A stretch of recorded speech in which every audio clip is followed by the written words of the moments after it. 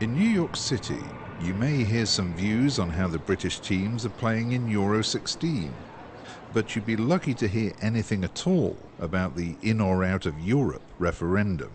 Traditionally, the US has strongly supported British participation in the European Union.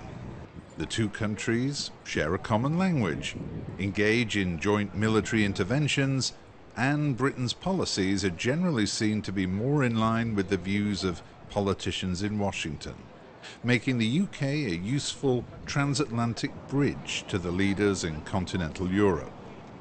President Obama has described the vote as of deep interest to the United States and cited economic growth, along with joint counter-terrorism efforts, as being far more effective with the UK as a member of the EU.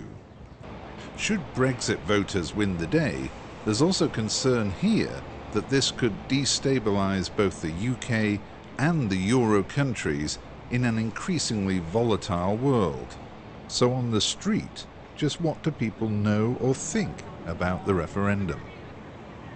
Well, I'm a bit ignorant on the subject, so I'm not sure I could give you an exact answer. I think they're very important to the stability of it, so if they left, there might be some ramifications, but for our country itself, it might be the best thing. I'm not quite sure. Probably stay in. Why? Well, I think it would lend support to the rest of the countries that are in it. I think it would make a big difference if they left. I think it would weaken the union.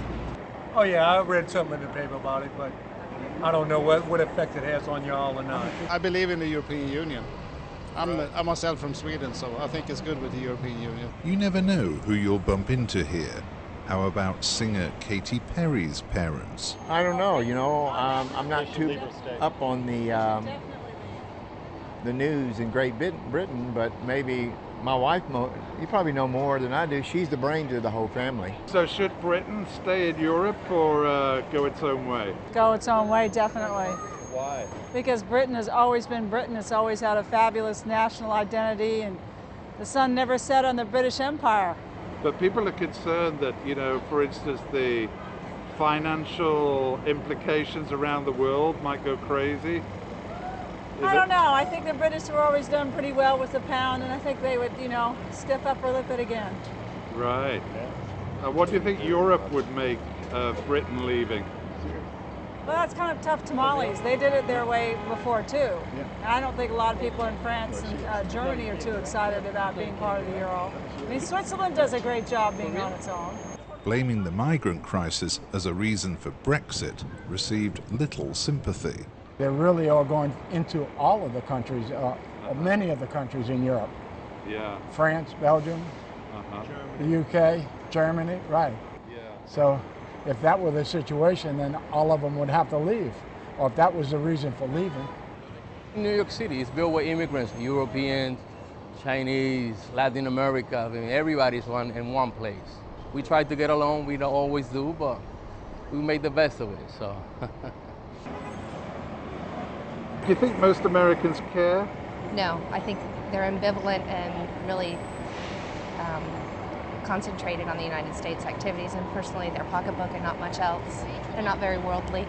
Most Americans don't even care who's going to be the next president. It's really sad. It's terrible. It's awful. Pray for us. The one significant change that I've noticed, while there is this uncertainty over Britain's future in Europe, is the exchange rate between the pound and the US dollar. A pound currently buys you around $1.42, whereas a year ago it would get you $1.55. The euro, meanwhile, has remained pretty much constant. So is that some sort of omen for the future? Only time will tell. This is Nigel Bellis for EU Reporter in New York City.